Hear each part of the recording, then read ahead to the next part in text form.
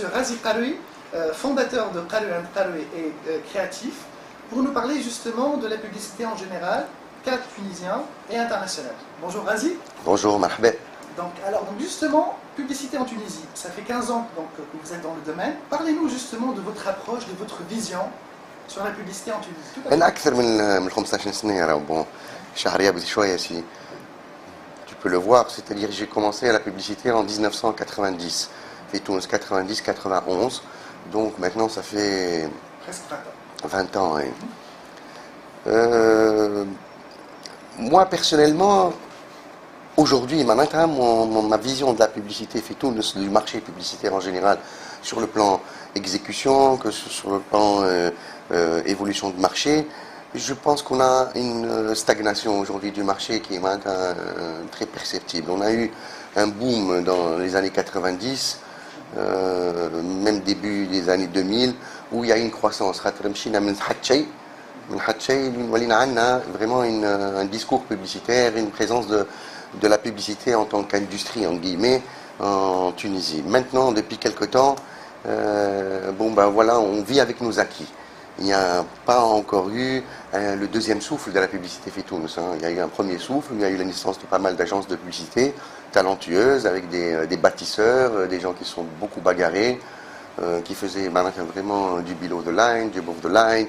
L'essentiel, c'est des gens qui avaient la conviction qui mènent et la publicité, c'est des communicants. Et donc, on a connu vraiment des belles années glorieuses. Et puis, depuis quelque temps, malheureusement, bon, c'est classique, c'est qu'il y a eu une guerre de prix sur la place. Pour s'arracher les uns les autres, les clients, les comptes des annonceurs, on propose des prix ou on propose des taux assez bas. Ce qui fait la conséquence de cela, c'est la qualité s'en ressent, puisque la publicité essentiellement, ce sont des hommes et des femmes qui créent. Et donc, pour avoir les meilleurs et pour former les gens, il faut de l'argent, c'est le nerf de la guerre. Et aujourd'hui, l'argent ne tourne pas dans ce secteur-là. Les annonceurs ont tiré beaucoup vers eux parce qu'on leur a proposé vraiment des marges trop petites. On leur a proposé des campagnes, mais vraiment à très bas prix. Ce qui fait que, on est dans une phase un peu de stagnation. Je pense que dans quelques temps, on se rendra compte et puis il faut que ça reparte. C'est dans l'intérêt de tout le monde. Est-ce qu'il y a un problème pour recruter justement en Tunisie des bons profils? Oui, bien sûr. Le secteur n'est pas vraiment pris en considération d'une manière académique, par l'enseignement. Il y a aujourd'hui quelques tentatives, pour donner naissance à des générations de publicitaires. On fait HEC, les gens qui font marketing, des options par-ci par-là, mais il n'y a pas vraiment une académie ou une école qui sort des publicitaires. Donc c'est difficile de recruter. En général, on a des gens qui viennent de droit, d'économie, même des gens de pharmacie qui aiment la publicité, voilà, des gens qui viennent de secteurs différents, mais des publicitaires formés à la publicité tunisienne, moi je m'ajoute à ma connaissance, peut-être qu'il y a quelque chose que j'ignore, il y a peut-être une école que j'ignore, mais on ne voit pas de publicitaire. Donc pour recruter, quand on met une annonce sur un journal pour recruter un chef de publicité, c'est là où commence le métier, ou un directeur artistique, c'est là où commence le métier. Les gens qui viennent en face n'ont pas le discours, c'est-à-dire ils sont en perpétuelle formation quand ils arrivent. Et c'est ce qu'on fait depuis des années. Donc et puis on forme, Donc si je comprends bien, il y a des lacunes au niveau du recrutement pour les agences, mais il y a aussi des lacunes au niveau des annonceurs, parce qu'ils ne trouvent pas le vis-à-vis aussi, du côté annonceur. Absolument, oui, absolument. Tout le monde souffre. Ouais. Tout le monde souffre, honnêtement, tout le monde souffre. Alors là, c'est vrai que les annonceurs, nous, personnellement, par exemple, on a vécu énormément de mini-crises avec les annonceurs qui contestent le vis-à-vis, ou il dit Brabbira ou Saïd li Handi en face, il est assez junior, ou il n'a pas la connaissance, ou il n'a pas il n'est pas stratège, etc. Et tout. Donc, mais chez l'annonceur aussi, il nous est arrivé plusieurs fois, nous aussi, de nous plaindre en disant alors notre vis-à-vis n'est pas assez challenging, alors il n'a pas de vision non plus. Donc, d'où est la réalité? À mon avis, elle est vraie partout. Est-ce que vous pensez que les annonceurs tunisiens ne veulent pas prendre de risques? On dit souvent ça. Oh, il y a eu pas mal de risques qui ont été pris par des annonceurs qui ont lancé des campagnes audacieuses. Honnêtement, je pense que, surtout quand c'est des petits budgets en général, pour avoir de la visibilité, il faut être percutant. Il faut vraiment trouver l'idée qu'il faut et la manière de communiquer. Donc il y a des risques, à mon avis, qui se prennent, mais il n'y a pas de moyens. Il n'y a pas de moyens. C'est-à-dire c'est souvent des idées qui restent, qui vivotent, qui n'ont pas la chance d'émerger, de voir le jour dans de grands médias comme la télévision, etc. Et tout. Il n'y a pas beaucoup de moyens. Donc Ramadan, cette année, ce sera en plein milieu d'été. Oui. Donc là, ça s'est passé 30 ans en arrière aussi, donc en Tunisie. Comment vous anticipez cette approche-là en termes publicitaires? Comment va être la publicité de ce mois-ci? Ça va durer 7 ans, ça va durer à mon avis encore 6 ou 7 ans. C'est assez particulier parce que on vit selon une certaine saisonnalité. Maintenant, l'été, on a les campagnes d'été parce qu'il y a des promotions l'été pour les produits de grande consommation comme les soft drinks, comme même les télécoms, on lance une campagne tassif. Et après, il y a une campagne ta Ramadan. Ramadan est une saison aussi. Sif est une saison, Ramadan est une saison. Et des fois, aussi la rentrée constitue une saison aussi. بمناسبة دخول السنوي, etc. Et tout. Je dis dans la rentrée de septembre, il y a la campagne de septembre. Cette année, tout est 3 en 1, disons. C'est 3 en 1, ça va être compliqué. Et moi, je pense qu'il va falloir être beaucoup plus malin dans l'investissement de la part des annonceurs. Ce qu'on a vu l'année dernière un tout petit peu, c'est que les gens ont investi pendant le mois de Ramadan et l'été, ou bad, qui Ramadan, il n'y avait plus de communication du tout parce que on attendait le début de l'année sur les nouveaux budgets ou fait. Donc le dernier trimestre était un trimestre malgré vraiment très difficile en termes de budget parce que nous prévoyons, on travaille sur les budgets en tant que compagnie, donc le 4e trimestre à Amnéol, c'était de la souffrance et je pense que cette année ça va être pire. Donc à mon avis, les annonceurs devraient éviter ces encombrements qui font qu'on se dilue et garder un tout petit peu des munitions pour après Ramadan. Parce que ça va être vraiment une grande fête. Des Jeux Olympiques, de la publicité comme d'habitude fait Ramadan, mais en plus il y a les SIF parce qu'il y aura plus de produits donc ils communiqueront, aussi bien l'alimentaire que le non alimentaire. Donc il va y avoir une cacophonie à mon avis. Il faut éviter d'être présent dedans et pour garder quelques munitions pour après Ramadan et là on aura des chances pour être encore plus visible Ramadan. Et en termes créatifs, Ramadan c'est comme d'habitude, Ramadan c'est vraiment le cliché de la famille qui consomme autour d'une table, la famille équilibrée, heureuse, qui est constituée de 2 enfants et des parents qui ont une vie. Il n'y aura pas de message spécifique cette année? Moi, je fais appel justement aux créatifs des agences pour qu'on sorte un tout petit peu du carcan avec, qu'on ose un tout petit peu, qu'on soit un peu plus audacieux. Maintenant, c'est vrai que le vis-à-vis aussi, il faut qu'ils jouent le jeu. Les annonceurs doivent y croire. Là, on vient chez nous en général pour la créativité. On vient pour les idées, même si c'est vraiment aujourd'hui on a cette réputation créative. Maintenant, nos vis-à-vis sont de plus en plus difficiles, sont de plus en plus durs. Il n'y a pas de moyens, donc c'est des arbitrages. Donc on va se retrouver en train de se dire qu'est-ce qu'on va faire Firman, il vaut mieux que je sois political correct, c'est-à-dire que je communique d'une manière vraiment classique. Mais moi je dis le contraire, alors, dans un train publicitaire où il y a 24 spots ou 25 spots qui passent les uns derrière les autres, il faut vraiment être percutant. Ou la mouche les Procter, par exemple, au Maroc, depuis maintenant 10 ans, on l'a 15 ans qu'on travaille ensemble, ne communique pas pendant le mois de Ramadan. Ne communique pas du tout. Fi Ramadan, ils ne communiquent pas. Parce que leur philosophie, c'est la continuité. C'est-à-dire il faut être présent toute l'année sur les médias. Et la télévision augmente ses tarifs Fi Ramadan. Donc, en fin de compte, eux trouvent que ce n'est pas intéressant ni opportun. D'abord, vu le coût pour 1000, ou maintenant comment on calcule le coût du GRP, et en plus l'encombrement. Donc, fi Ramadan, Procter sort de la télévision, attend la fin de Ramadan et ils reprennent. Donc si aujourd'hui on n'a pas une campagne, mais vraiment audacieuse, une campagne comme celle qu'on avait vue quelques Ramadan في Tunis. Moi je me rappelle, j'avais adoré la campagne de Planète, le guépard là, extraordinaire. Une super belle campagne aussi du gars là, Naqsam, Manaqsam, etc. et tout. Voilà, l'Akhdar. Bon, après, est-ce que c'est une equity de marque, ça va être cohérent pendant tout le temps, mais c'était des coups. En tout cas, ces coups-là étaient spectaculaires. C'est des coups qui étaient très visibles, qui ont marqué les esprits, que moi j'ai beaucoup aimé. Maintenant, je ne sais pas ce que les années d'après, on va continuer dans le même esprit. Ou elle, c'était mais moi j'ai beaucoup aimé. Je dis, aujourd'hui, cette année, Ramadan, les annonceurs, s'il n'y a pas cette étincelle, il vaut mieux ne pas jouer le jeu, ne pas dépenser son argent et attendre la fin de Ramadan et reprendre après d'une manière le train-train habituel. Quoi.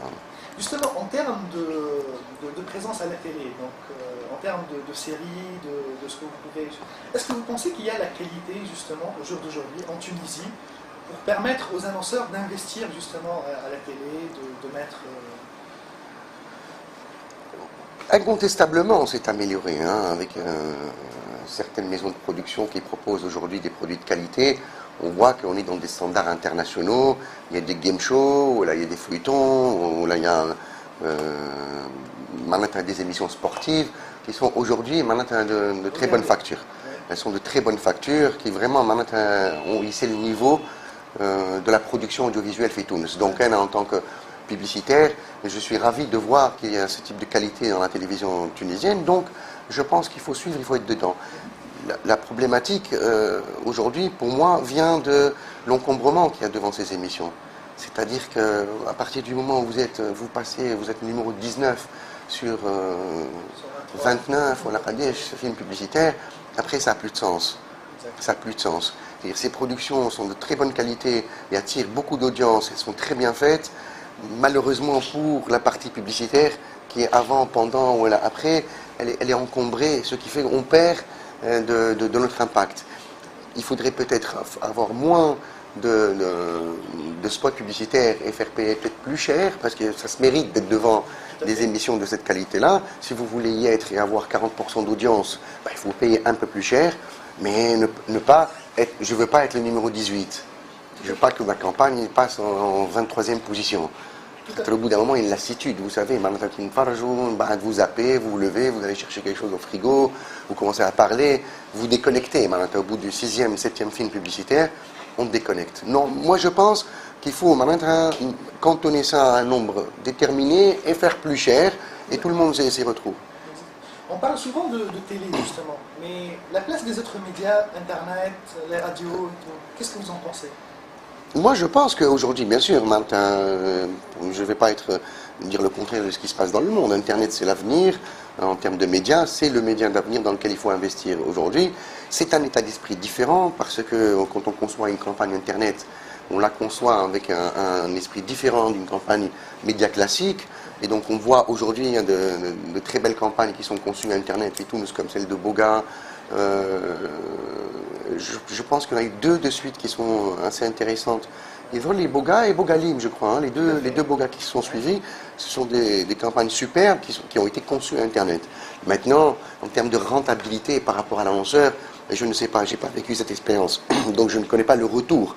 Mais ça a le mérite d'avoir été conçu pour un média d'avenir, et donc ça veut dire que aussi bien l'agence que l'annonceur ont joué le jeu et ont pris des risques, et ont été dans des chemins qui n'étaient pas exploités jusqu'à maintenant, explorés.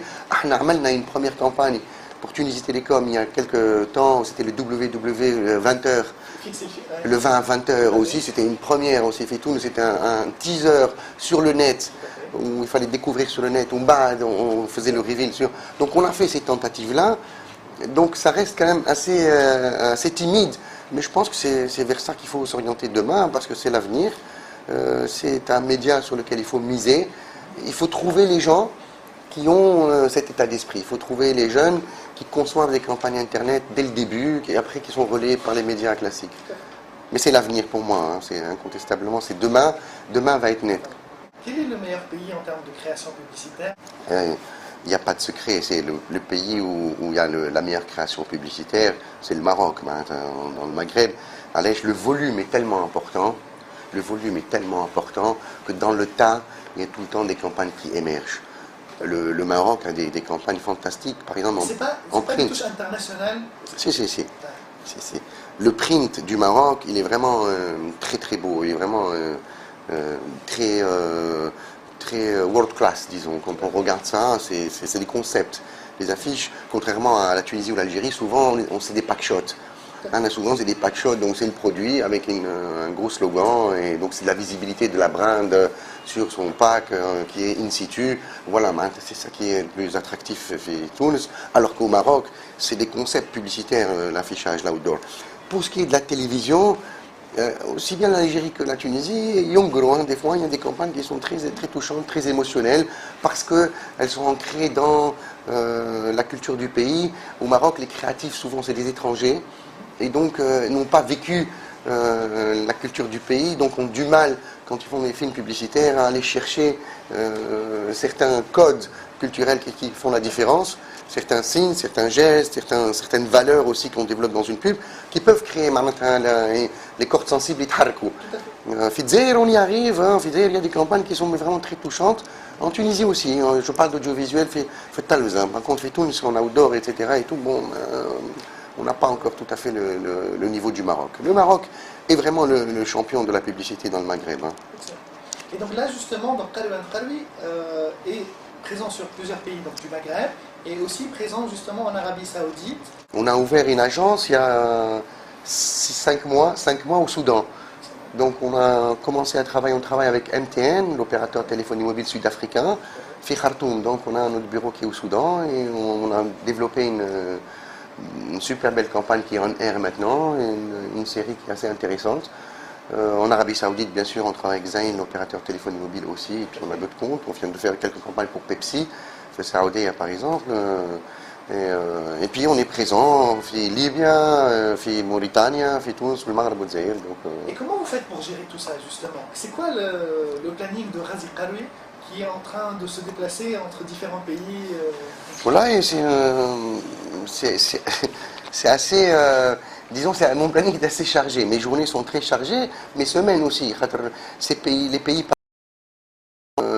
du Moyen-Orient, le week-end c'est le vendredi, samedi. D'autres pays c'est le jeudi, le vendredi. Donc on a des semaines full. Ou avec un décalage horaire de 3 soirs avec Dubaï par exemple, avec donc j'ai un planning très chargé. Je travaille du matin au soir.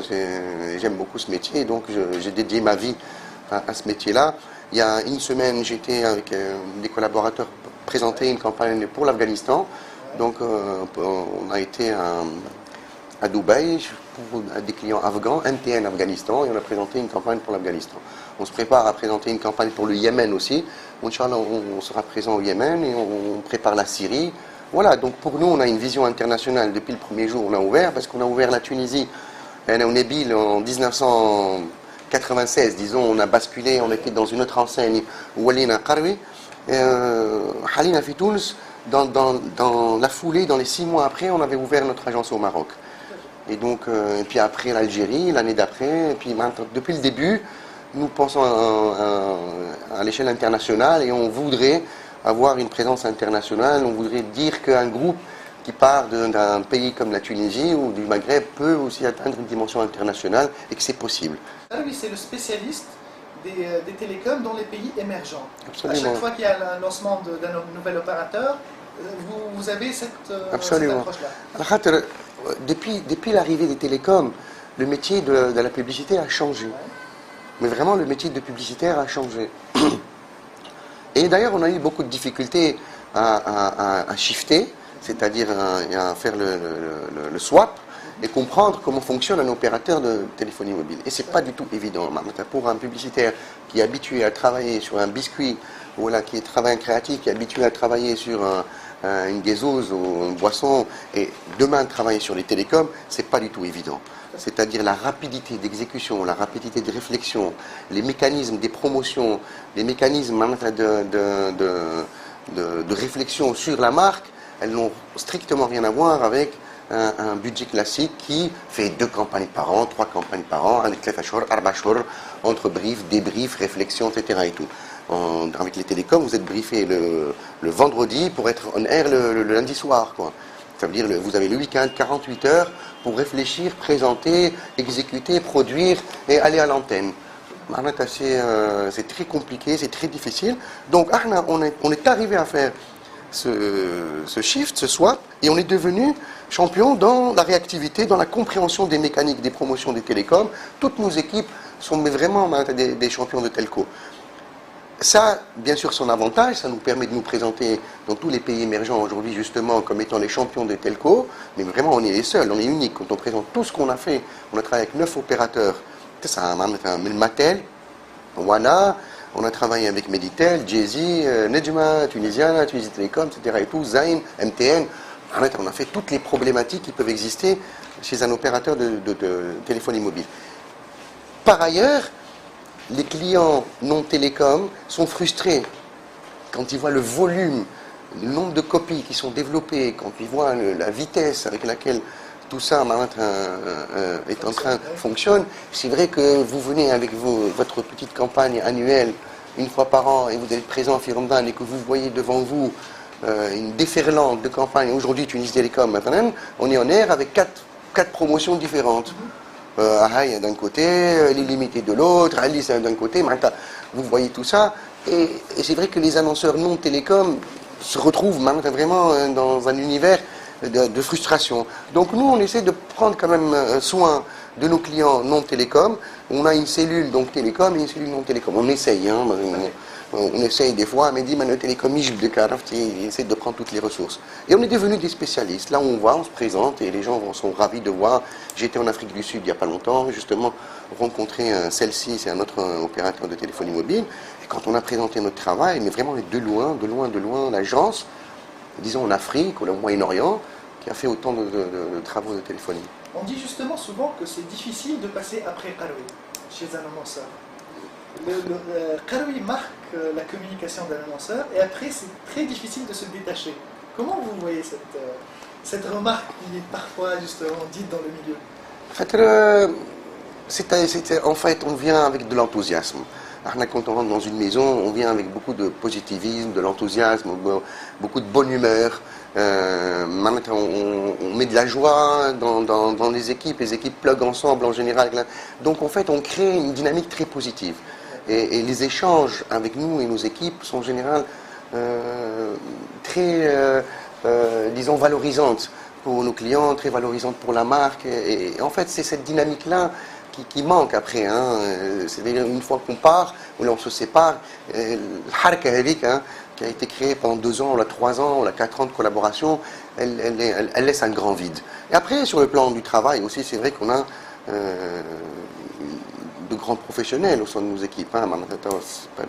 Ça fait 20 ans que la machine ronronne, donc vous imaginez bien que souvent on va exactement relever des points qui sont très importants, qui peut-être qu'un annonceur au quotidien ne voit pas. On a assez le recul et la pertinence pour voir tout ça. Donc une fois qu'on part, sur le plan émotionnel, cette dynamique positive que la elle laisse un grand vide, et puis cette pertinence professionnelle aussi, mais il y a d'autres agences aussi qui sont très intéressantes, aussi bien au Maroc qu'en Tunisie, en Algérie, qui sont venues après nous, qui ont fait du bon travail, honnêtement. Peut-être pas dans l'enthousiasme, peut-être pas dans la joie, la même dynamique positive, mais sur le plan professionnel, je vois que il y a du bon boulot aussi par ailleurs. On n'est pas indispensable. On est unique, mais on n'est pas indispensable. On est unique, il faut goûter à ça au moins une fois dans sa vie. C'est une espèce d'euphorie que toutes les marques, à mon avis, gagneraient beaucoup à goûter un jour. Et ce que je trouve dommage, c'est que justement les maisons indépendantes se font de plus en plus rares chez nous. Dans notre région, tout le monde, à un moment ou à un autre, a basculé vers un réseau. Et puis, quand on fait partie d'un réseau, alors on perd de la flexibilité. On perd de cette souplesse qu'on avait avant, quand c'était un entrepreneur qui buildait avec ses équipes, qui faisait des batailles extraordinaires, des pitchs, On devient maintenant voilà, une corporation avec un reporting, avec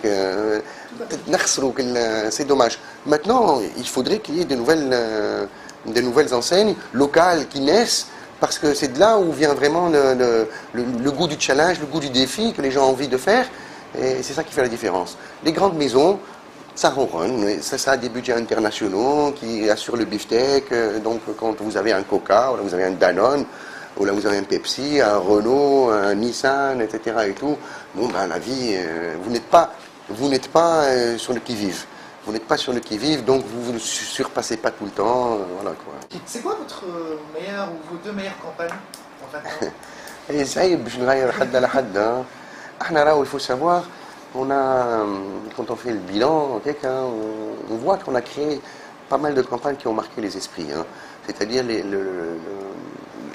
les slogans publicitaires, les campagnes qui ont marqué les esprits, comme Lulu, Délice Danone, Yatik Saha. Nous avons fait Yatik Saha.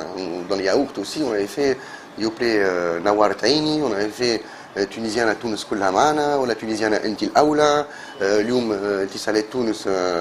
On dit à la Khatr Kenkadmou, on avait fait des campagnes pour l'Andorre, Jbed El Houma, on avait fait des campagnes, beaucoup de campagnes qui ont marqué les esprits, qui sont restés dans... Moi je pense que le travail, je n'arrive pas à dire, on avait commencé à l'époque de Major de Wesh Wesh Ougarmesh, de Chocolat au lait de Saïd. On avait travaillé pratiquement pour tous les annonceurs, Fitoun Slehne, même bon, Meditel aussi au Maroc, au Jazzy Aïch la vie, c'était exceptionnel aussi. Aussi, on avait fait des campagnes qui sont. Donc, c'est comme des bébés en fait qui entre ses enfants et dire je préfère ma fille par rapport à mon fils. Tous les travaux sur lesquels j'ai participé avec mes équipes sont très honorables pour moi, hein, je considère. Et qui ont fait vraiment un bout de chemin dans l'histoire. Hein. Maintenant, peut-être il y en a qui ont un peu vieilli, quand on les ressort, aujourd'hui on les regarde, ça nous fait sourire. Ça fait partie de notre térikh, quoi. Hein. Mais je suis content pratiquement de tout ce qu'on a fait. Hein. Et tout ce qu'on fait en général, on le fait avec les tripes, et c'est ça qui fait souvent la différence. Le Tawala Walina ou Zina, c'est une corporation, Tasna ou on reste toujours sur le...